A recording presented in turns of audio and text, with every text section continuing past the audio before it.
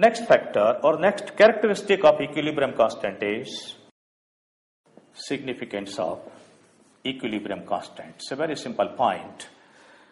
If the value of K is large for a reaction, what does it signify?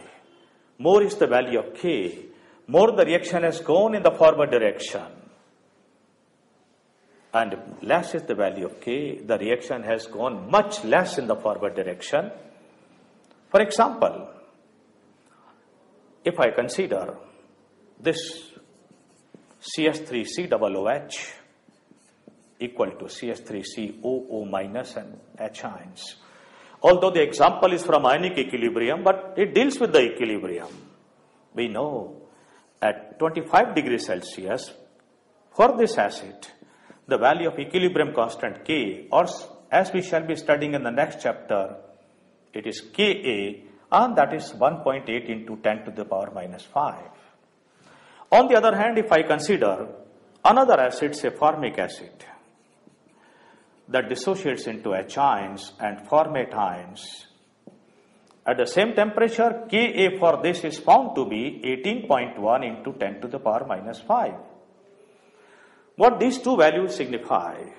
It means the dissociation of formic acid into hydrogen ions and formate ions has gone to a larger extent, larger than the dissociation of acetic acid. So this reaction is going more in the forward direction as compared to this reaction. Don't think that equilibrium constants are of the order of 10 to the power minus 5 or minus 7. They are of the order of 10 to the power plus 50 even.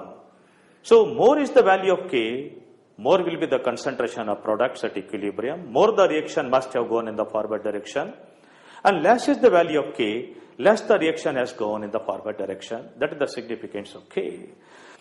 And finally, in the last but not the least, the factors which do not affect equilibrium constant. The very first thing is concentration of reactants or products. It is never going to affect the numerical value of equilibrium constant. Remember, equilibrium constant depends only upon temperature. So long as temperature is constant, no matter you change the concentration of any of the substances, the numerical value of K is not going to be changed. Second factor is time. A very, very important point. Time. Generally, people have the notion that more is the value of equilibrium constant, less must be the time taken for the attainment of equilibrium. But this is wrong. In fact, equilibrium constant has its root in thermodynamics, and the entire thermodynamics doesn't have time element into it. So in fact, there cannot be a scientific relationship between the time taken for the attainment of equilibrium and the numerical value of equilibrium constant. Therefore, it is wrong to say that this equilibrium will be achieved earlier or this equilibrium will be achieved later. Even a reaction whose equilibrium constant is very high may take some time in attainment of equilibrium. So time doesn't affect. Time has nothing to do with the numerical value of equilibrium constant. The third thing is catalyst.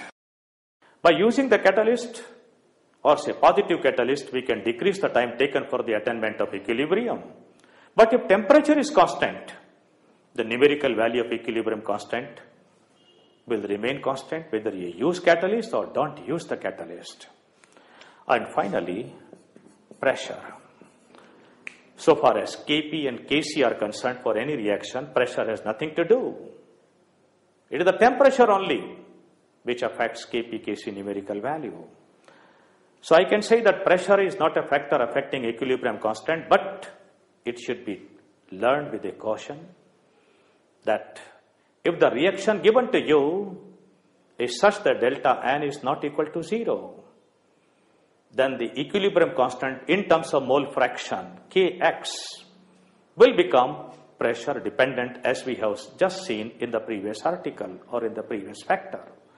So pressure has something to do with Kx, nothing to do with Kp and Kc. So these are the factors which do not affect equilibrium constant. It's all about the characteristics of equilibrium constant and their factors affecting or not affecting.